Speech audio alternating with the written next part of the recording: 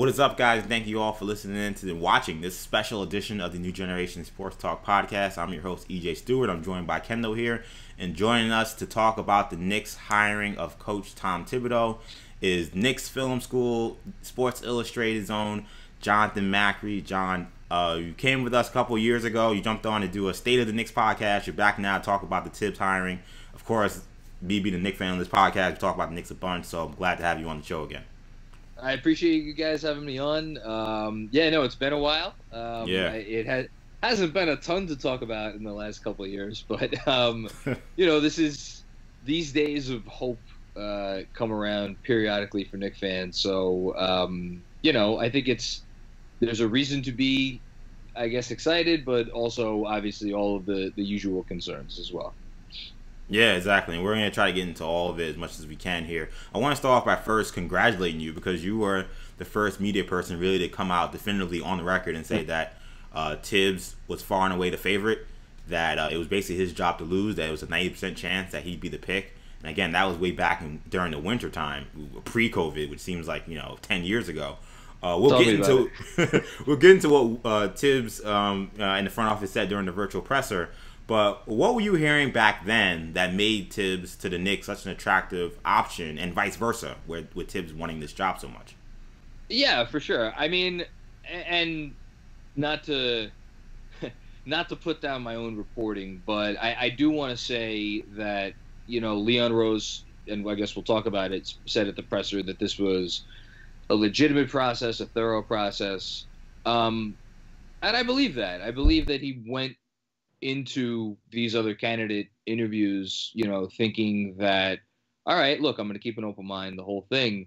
But I just think the combination of the fact that, Leon Rose being an agent and being in the business and seeing how good organizations operate, and what's the one thing every good organization has in common, it's that they work together cohesively. I mean, occasionally you get the rare exception where there's discord between maybe a coach and the front office or something like that, and they could still win. But most of the time it's, everybody's in lockstep.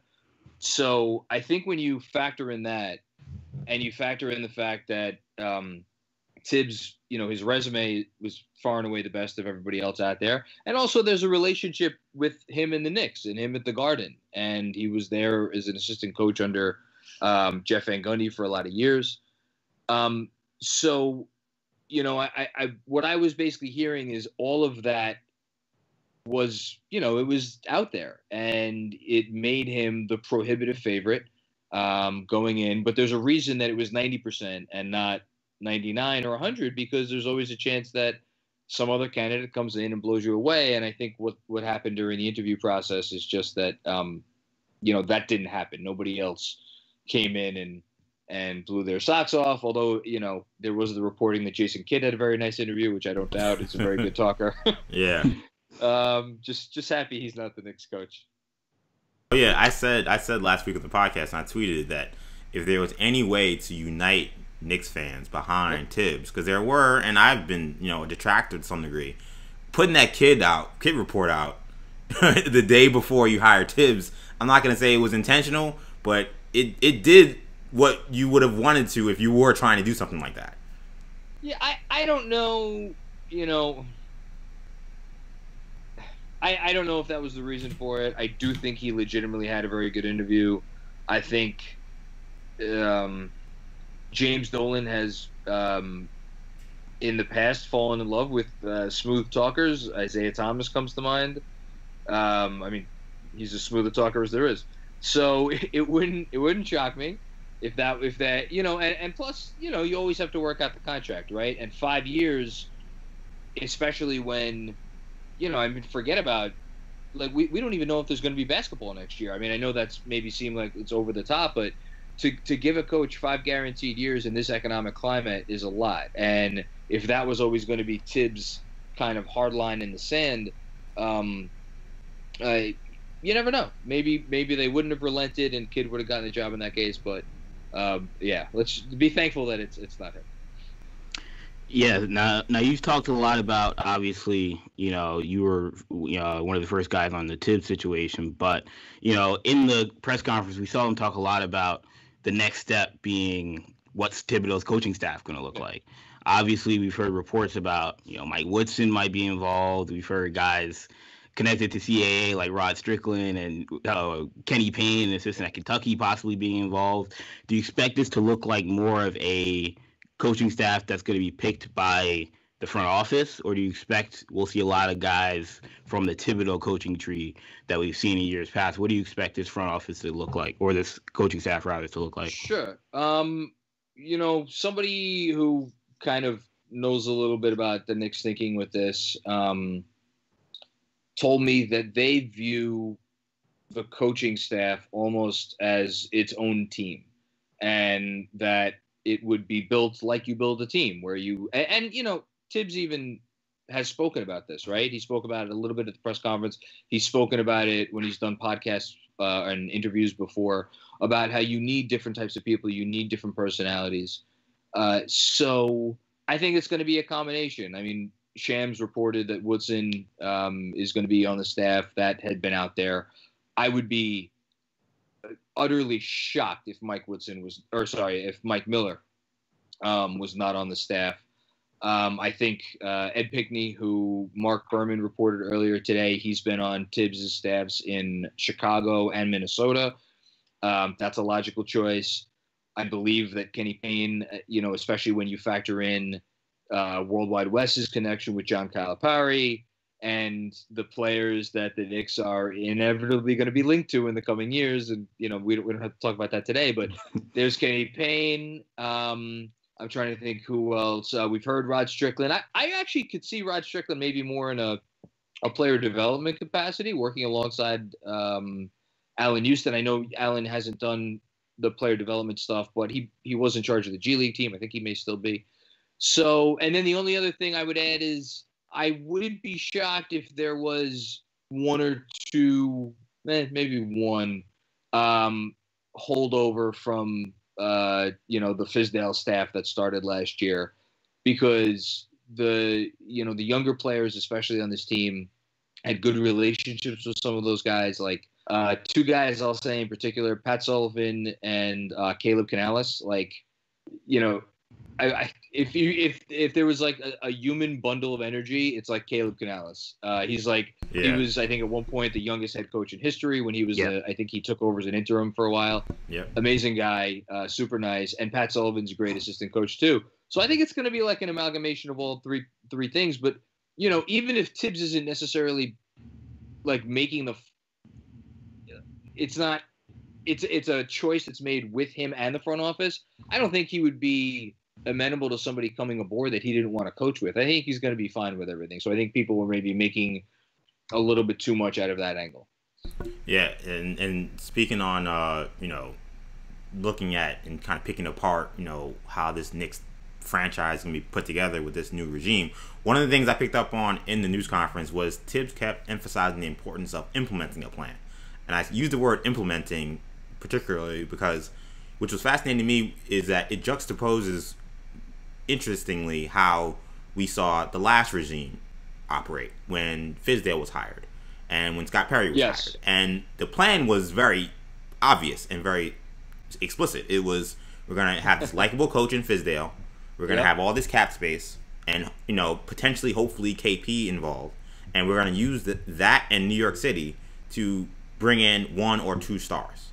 On Thursday, Leon Rose said there was no timetable to make a winner in New York. And like I said, Thibs was kind of like, we got to implement a plan, and finding a plan that makes sense is going to be of most importance. Does it surprise you that the Knicks appear to still be trying to figure out what direction exactly they want to go in, or do you feel like they're holding their cards to the vest?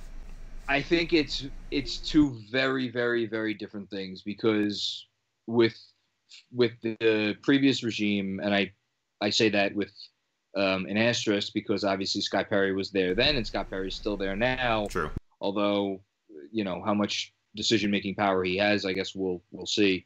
That plan was completely and totally off the court, right? Like, sure, Fizz said things about, I want to play big, and I'm all about length, and we're gonna, and, you know, it was all the usual platitudes and BS. They never had a plan as far as like, we are going to drill into our basketball team these tenets, like whatever they are.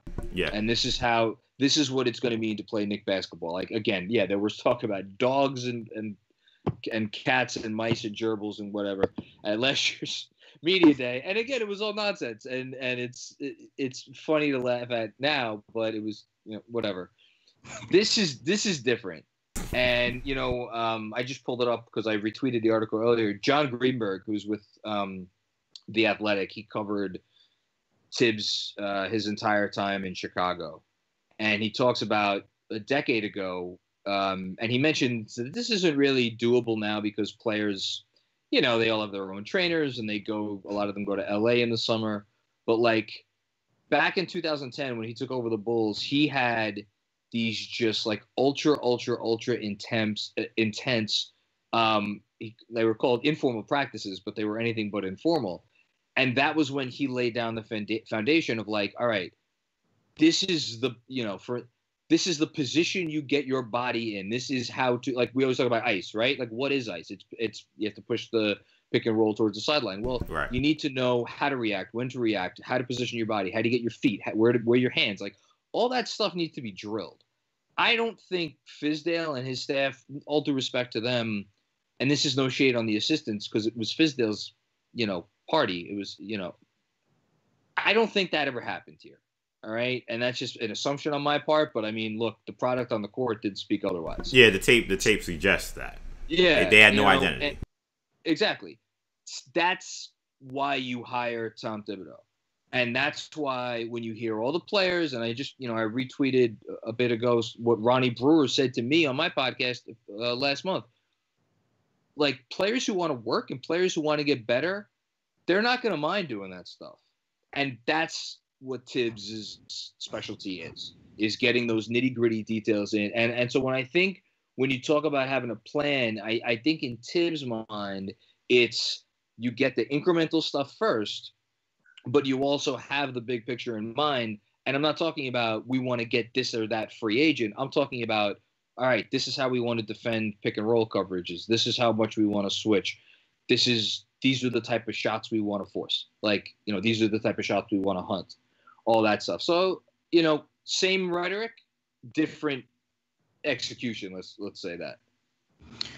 Now, one of the things, you know, me and EJ, when we talked about it on our podcast earlier this week about this Thibodeau hire, one of the things that excites me is what this could mean for the development of Mitchell Robinson and potentially RJ Barrett as well. But for me, especially Mitchell Robinson, given what Thibodeau has done with KG when he was in Boston, what he did with Joakim Noah, kind of turning those guys from very good defenders into, you know, borderline Hall of Fame defenders. Mitch Robinson has just as much, if not more, physical talent on the defensive end as those guys. What do you see in terms of what Thibodeau can do for those two players in terms of their development as Knicks head coach in the next year or two? Even going back a bit, but even Yao Ming, Thibs, I believe, was the one who worked with Yao Ming more than I'd say anybody Marcus on that. Camby. I throw Marcus Camby in there too. Talk about going back. No, he's had big men. He's had really good defenders. I mean, KG is maybe the greatest defensive player ever. But I'll steal Zach Lowe's line from when he did a program with Ian Begley earlier this week. He's never had anybody like Mitchell Robinson, and that's because I don't know that there's been 10 players like Mitchell Robinson physically in the history of basketball. And I don't think that's an exaggeration. Like, Mitch is you can't, who can do what he does? And I think he has gotten such a bad reputation. And look, the foul numbers are what they are. But I think he's gotten a bad reputation as a guy who doesn't have the instincts that it takes to be a great defensive player. And I don't see that as the problem with Mitchell Robinson, which is why I think Thibs, if you want to talk about someone that you're going to see a night and day difference from, and this is not to say that Mitch was bad defensively last year. He was very good. And I still think it's going to be night and day. It's Mitch because his fouls came when he got, frustrated and would do like, have low hands, for instance, and he would grab or, stuff that like, that's not instinct. That's just like, it's a little bit technique, but it's also a little bit just being young and getting frustrated and not having those fundamentals drilled into you. Thibs, man, with that, whew, if you're asking me, I said last year Mitchell Robinson was the player I was most excited to see on the Knicks, and that's going to be my same answer this year, and it's going to be because of Thibodeau. I'm actually more curious to see how they try to feature Mitch on the offensive end. And I'm not even talking about like jump shots. I just want to like their entire offense should be predicated on trying to get that guy lobs. But I digress. As far as RJ, I think RJ is going to progress on his own as an offensive player. The shot is going to be whatever the shot is. The finishing is going to be what the finishing is. That's a function of spacing as much as anything else. On defense, I'm really curious because RJ, like the advanced numbers on him defensively were really bad last year. His awareness was not great. He's a big body, and we saw a couple times when they would try to slot him onto guys like Bradley Beal and like other like traditional shooting guards. Like that didn't go very well, and I'm not sure how that's going to be better. So for me, I guess the question there is like, how is he going to use RJ, and is he going to play him at the 2? Or is he going to try to slide him down more to the 3? Maybe. I mean, I've been saying since the day he was drafted that I think he's a small ball 4 in the modern game. Not all the time, but, whatever. 25% of the time, 35% of the time. So that's what I'm going to be curious to see with RJ. And I think he'll have a nice effect because I think RJ's personality is going to fit very well with Thibs. And I mentioned this before. Like, Thibs coached with Coach K on Team USA. So, I think there's a connection there, and it's, Coach K, I think, is demanding, and I think RJ wants that. I think RJ was as frustrated as anybody in the locker room last year. Now, when you talk about, RJ and Mitchell Robinson, those are two players that Thibs felt comfortable mentioning during his press conference about players he thought that could contribute to what he was trying to build. He didn't welcome any praise for anyone else unsolicited. Frank Ntilikina, Kevin Knox were brought up, I believe, by Bruce Beck. He said that they were talented, but they went through growing pains like many other young players, while declining to go any further into detail about either their games or anyone's games because he hasn't gotten a chance to work with them. Which is peculiar to me because I've seen press conferences with a bunch of coaches that have never worked with guys that would say, oh, I think this guy's interesting, I think this guy is fascinating. What did you make of Thibs' reluctance to talk about the players on this team, particularly those two guys, and how do you see Frank and Knox fitting into this piece? Sure. I think, well, the two little things I would add is when he mentioned RJ and Mitch, he specifically said that those are the two guys who, when he watched tape of the team, that they stood out. Yeah. Which I think is true. I think anybody who watched tape of the Knicks last year, Mitch definitely stood out. And RJ, I'm hard on him, but he did show an ability to do some things that are, I think could make him a really good player. I also look, he's not stupid. He knows the organization has already kind of put those two forth as foundational pieces. I think I'm 95% sure. The question he mentioned Ntilikina and Knox in response to a question that mentioned those two specifically. Yes. So I think that's why he said those two names. Personally, I love it because if he got up there yesterday and said something about how Dennis Smith Jr., I see a lot of potential in that. Like, that dude was the worst player in the NBA last year, who played significant minutes. Yeah, agreed. And I didn't need to watch 29 other teams play however many games they played to know that. He was ass. Sorry, I don't know. It's all good. No, and I feel bad saying that because he went through a terrible thing earlier in the season. But I also there have been attitude and work ethic questions that have trailed him throughout his career and where his priorities are. And I'm the biggest Frank fan in the world, but Frank, he wasn't a very good offensive player. He when he got moved to the bench, he was wonderful in facilitating that offense. and he had a really nice defensive year. Maybe not the step up you would have expected. Knox was like, we know what Knox was. He wasn't great, although he had some nice moments. I think his attitude is going to just be like, listen, you're going to earn it here. And I'm fine with that because unless they're going to tank this season, which again, we don't even need to have that conversation because that was never going to happen the moment they hired Leon Rose. Unless they're going to do that, then the goal should be not only to look as good as you can and win some games. And so, and yes, there does need to be, I would say, 3 young players that when you get to the end of next season, you're like, okay, if nothing else, we got those 3 dudes. One's hopefully going to be Mitch, one's hopefully going to be RJ, and the other one you think is going to be the draft pick this year, right? The first round pick. At this point, for me, anything else is gravy. It's like if he could get something out of Knox, if he could get something out of Frank, which I think he will, I think that's a bonus. But he is not responsible for the sins of those who came before him, and he has to just take this situation as it is right now. And he's inheriting a guy in Kevin Knox who's entering his 3rd year. It's like, regardless of how the organization has done him a massive disservice, and I do believe that they did by the amount of playing time they gave him and the diminished role they gave him last year, it's like it's put up or shut up time. Like, this is your 3rd year. So if Kevin Knox isn't good enough on opening day or whatever, the beginning of training camp, to earn one of those 10 rotation spots, I don't know how.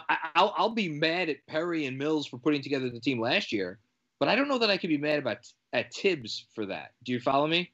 So yeah. That's kind of where I'm at with that. Personally, I think Frank is going to do well with him, and Knox, I'm like, I don't know. I still am a believer in Kevin Knox as an NBA player.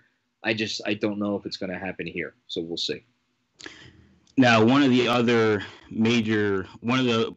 I took away from the press conference, one of the themes that they talked about, or that Thibodeau talked about, was his evolution as a coach. And obviously, if you're on social media, you've seen the millions of jokes about how Tom Thibodeau will play his players, 48 and a half minutes a game.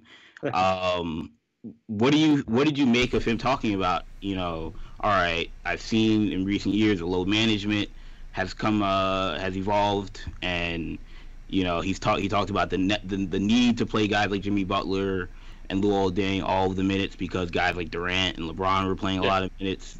Did you buy that take? And do you have any concerns about the stigma that Thibodeau has about young players playing excessive minutes? I mean, obviously we've seen Derrick Rose go out early in his career with a knee injury. Zach LaVine, another guy with a knee injury under Thibodeau. Is that something that you're concerned about at all? Personally, I'm not. I think if you look at, even like Jamal Crawford was asked on Knicks Fan TV, I think it was a week or 2 ago, about Thibs, and he mentioned like Thibs is going to play his starters a lot of minutes. Like, actually, if you go back and look at his teams in Chicago, that wasn't true. There were always a couple starters he played a lot of minutes, but like every one of those teams had a starter or 2 that would play in like the low 20s or the mid 20s. Like, I think his first year in Chicago, he had Keith Bogans, which was like a running joke in the NBA for a long time. Like, the dude would start and play 5 minutes and then like not see the rest of the game. Like, I think he averaged 17 minutes a game that year, and he started all 82 games. So I think that reputation comes more as a factor of like, he got to Minnesota. He had a defined 5 that he's like, okay, these are my 5 guys. I just need to get these guys, because they're young, as much court time together as possible. And then the only thing that changed the following year was he swapped out Jang for Taj, Levine for Butler, and Rubio for Teague. But they're still the same deal. Like, he knew how he wanted to play, and like, to me, if you have a 5-man unit that you like and you want to play those guys together for upwards of 30 minutes a game, and hey, guess what? That 5-man unit in 2017-18, they were plus like 7 net rating, or they were an excellent offensive unit. Yeah, they would on their own, they would have been like the 3rd or 4th best team in the league. So in terms of the minute stuff, like, again, you could look at Towns' minutes in other seasons and Wiggins' minutes in other seasons. I think so much of it comes down to that Rose injury and, whatever. But is he the only coach that would have left his best player in at the end of a playoff game? Like, that's a regular thing. A lot of coaches would have done that. He just happened to get the guy that was going to blow out his knee. I think, was he paying a little lip service talking about sports scientists and athletic trainers? Maybe. But at the same time, he's not stupid. He knows literally, the minute a game ends and RJ Barrett sees more than 40 minutes, he knows that is going to be the lead story. Mike Vorkunov, who I love, he did this last year. He was tracking the whole RJ minutes thing literally on a daily basis, like or game by game basis. So I think he knows that that's going to come if he plays guys 2 minutes. And I don't think he's going to do it. I of all the things I'm worried about on the Knicks, I don't think that makes like the top 100. That's just me. Now, last podcast, I shouted out Kevin Pelton from ESPN. I thought he did a great piece on, Thibodeau and kind of why the Minnesota defense, or at least observing what happened with Minnesota's defense in those 3 years when he was there. He spoke about how other teams providing greater spacing and running more pick and roll to the top of the key kind of negated a lot of Thibs' principles when it comes to ice, as you talked about earlier, and the coverage and pick and roll and forcing guys on the wing to the baseline. Thibs wasn't in Minnesota forever, and there was some modest improvement by the end of the last year he was there. They were like league average defensively. Very towards the very end. Oddly enough, after the Butler trade. Right. Yeah. So and we've gone back and forth with it. You look at who are the guys you're playing? Does it have anything to do with the defensive slip? But are you concerned about Thibodeau's ability to bring that defensive reputation to the Knicks, considering he really didn't have 3 years or 2.5 years in Minnesota where they played good defense? Yeah, I sat and I did 2 long newsletters last week about his defenses in Chicago and in Minnesota, and I looked at just a ton of numbers in terms of how much the league changed. And my conclusion is basically and especially watching, the games even we're seeing back on in Orlando, if you don't have agile, smart defenders who know how to operate and work together on a string, essentially, you're not going to be a good defense. And I don't put all the blame on Towns or Wiggins or Teague or Jamal Crawford or they had a couple other not so great defenders, Shabazz Muhammad. But it's when you have that many players as part of your rotation and they have a proclivity to not be good defenders. And then you have some internal, I think we should be switching more, which I had John Krasinski, who covered the Wolves during Thibs' time in Minnesota, on a podcast last week. And he talked about how the players were openly talking about hey, we want to switch more and this and that. If you are running a system like that requires that much precision and dedication, and you don't have full buy-in from your players, and those players aren't very good defenders to begin with, it's just not going to work. Now, in terms of should he maybe have adjusted either simply to appease his players, or yes, a little bit to deal with the changing times? Probably. But at the same time, do I still think that ice executed well can work in the league today? Yeah, of course you can. The concept of it is you push the pick and roll and you make the pass harder, and you have people knowing what rotation they need to make and how to make it. And when I watched the old tape of the Bulls, you had guys like Kirk Heinrich and Mike Dunleavy Jr., and even Pau Gasol. These aren't athletic defenders, but they tried hard and they knew what they were supposed to do, and they did it. He didn't always have that in Minnesota.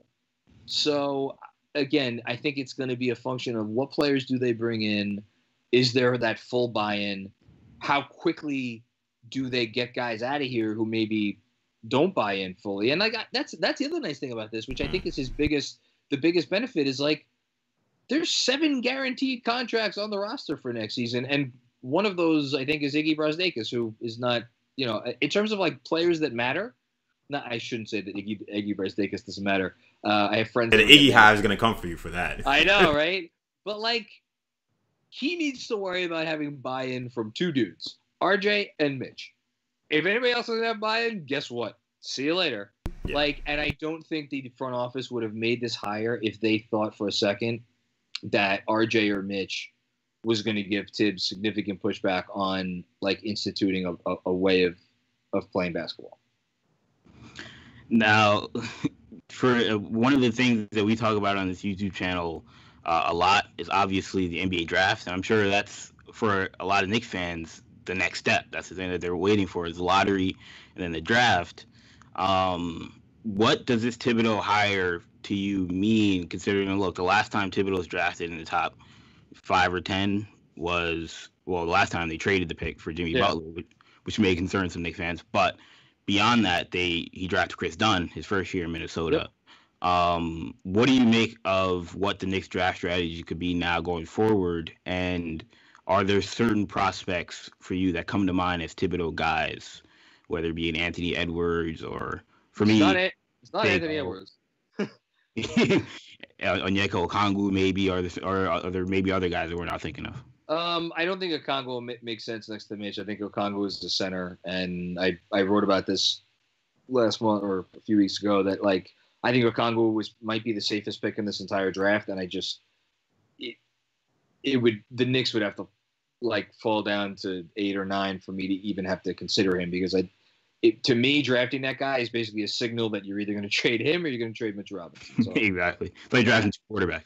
Yeah, exactly. 2 quarterbacks means you have no quarterback. In terms of like a Thibs guy,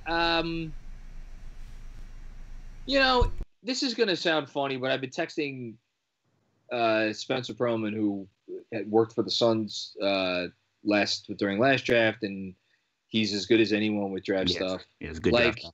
He has LaMelo Ball #1 on his board. I have LaMelo Ball #1 on my board. And, like, yeah, did LaMelo fall asleep on defense in Australia? Yes, of course he did. Does he make stupid passes sometimes? Absolutely. But that dude is a basketball savant. And he sees the floor in a way, and I think he respects the game in a way that, like, guys who love to hoop and who hoop for the right reasons, I think that's a typical guy to me. Like, even though LaMelo Ball, again, on the surface, you'd be like, I don't know. Like, to me, that's a Thibs guy. Isaac Okoro is an obvious one because he is the best defender in the that's slated to go in the lottery. And he Denny Avdia. What's that? Denny Avdia. I like Denny. I think Denny's a better defender than he gets credit for by people who don't actually watch the tape. I think, but then, so I just mentioned between him and Okoro, those are not point guards, obviously. So, and the team needs a point guard. So I just did a whole piece on this a few days ago, or yesterday, actually. I'm losing track of the days. Like, the team needs a point guard. And, like, I don't care what wizardry Thibodeau spins. If they don't have a point guard, nothing he does is going to matter. So that's if you're asking me, like, my biggest question, and I don't know the answer to it, going into next year is, like, okay, if that's their biggest need, and the most obvious and easiest place to fill that need is through the draft, but rookie point guards are bad. And that even goes for LaMelo Ball. I think LaMelo Ball is going to struggle next year. But anybody, like Kira, Cole, Tyrese Halliburton, who I'm not very high on. Like, so what do they do there? Do they bring in, like a DJ Augustine, who played under Thibs and had great numbers for 1 year in Chicago, to, like, be the starter and play with, and then bring the rookie off the bench? How will that fly with the fan base? Are they even going to care how it flies with the fan base? I don't know. The Alfred Payton thing didn't go well, so I don't know if considering what happened to Alfred Payton kind of filling that role this year, But you know what, Payton? Look, he's not the long-term answer, because you can't have a point guard unless he's Ben Simmons, and even Simmons is not the point guard anymore for Philly. But I was going to say, you can't have a point guard in the league isn't a threat from outside. So, I think Alfred Payton is a nice backup in the right unit, but he can't be the starter anymore. But the sad thing is, he was the best point guard option for this team last year, and that's how. They have the worst point guard situation of anybody in the league. And I say that as a Frank fan, but I'm a fan of Frank filling a role as a secondary ball handler, kind of jack of all trades type of player at this point. I don't think, unless they go out and get a shot creator who could also do some ball handling, which Zach LaVine's name is obviously out there. Like, I don't think Frank should be starting next year. I think they need a real point guard. And I think probably the biggest challenge Thibs is going to have on his hands is how quickly is he going to be able to bring that guy along, and how much is he going to be able to incorporate that player into what they do on the floor next season.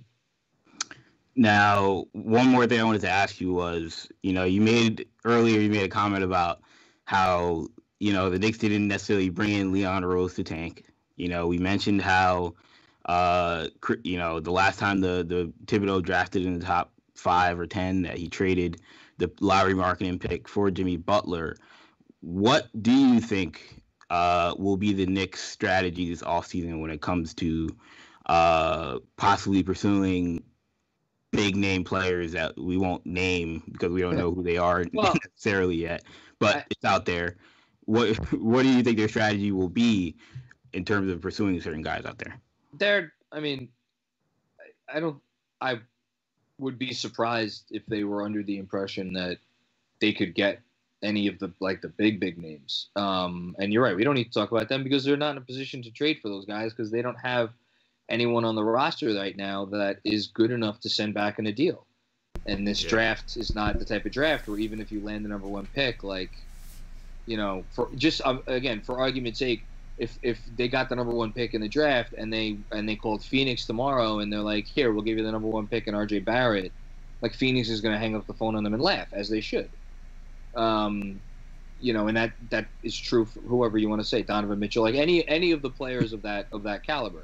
Right. And again, I feel like I have to have a warning label whenever I talk about RJ Barrett. That is not to disparage RJ Barrett. RJ Barrett's going to be a very nice player, but when you're talking about those caliber of stars and bringing them in, they're just not in a position to do that this year. So, do I think that they will pursue a name? Yes.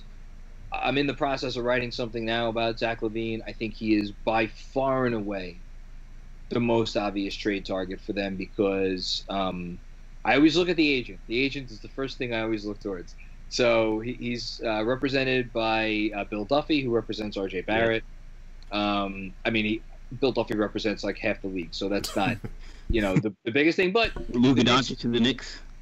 Well, yeah, Doncic is also another guy, and I actually think the sneaky best destination for LaVine is the Mavericks, but I don't want to put that into the universe because I think they would be really good if they got him. Anyway, he represented Joakim Noah once upon a time, who obviously got a lot of money from the Knicks. So Bill Duffy has that relationship there. There's articles coming out every day about Chicago. That situation is not good. I think LaVine, I think they will absolutely look to move him. The only question is, what is the price going to be? And I think that is going to come down to how many people seriously want his services. And I actually think that there's going to be smart teams will want to trade for that guy because they're going to look at a guy who does a lot of stuff that you can't teach. And yeah, of course there's issues on defense and there's some issues with decision making that if you give him too much responsibility on offense, there's gonna be a problem. And on defense, yeah, is it gonna be bad sometimes? But I think smart teams are gonna look at that guy and be like, wait a minute, we could get a guy who puts up this these stats on this efficiency and can shot create at this level. So I think the Knicks are gonna have a little competition. And I don't know, would it shock me if the Knicks sent out their own first-round pick in a LaVine trade this year? It wouldn't shock me. Do I think they'll do it? Probably not. Almost certainly. I shouldn't say almost certainly not, but nothing would surprise me. I think I think they want to get good sooner rather than later, while bringing along RJ Barrett and Mitchell Robinson. Other than LaVine, I don't think they're going to sign anybody in free agency to more than 1 year. I would be surprised if they extended Frank because, again, that contract's going to go for more than a year. I think that's pretty much it. I mean, they'll get a stretch 4. I don't know who it's going to be, but they'll get a stretch 4. I'm sure they'll try to move Randall. I don't think they're going to be able to remove Randall. Yeah, that's about it. And they'll get a point guard somewhere. Probably off the trade or off the free agency market. Well, there you have it. Jonathan Macri, Knicks Film School, SI. Thank you so much for joining us. We got to do this again soon. Anytime, guys. Always good to talk hoops with people who know what they're talking about, which you guys definitely do. So I appreciate you having me on. And, yeah, man, talk to you guys soon. Be well. That's what's up. Take it easy, man. Yep, thank you.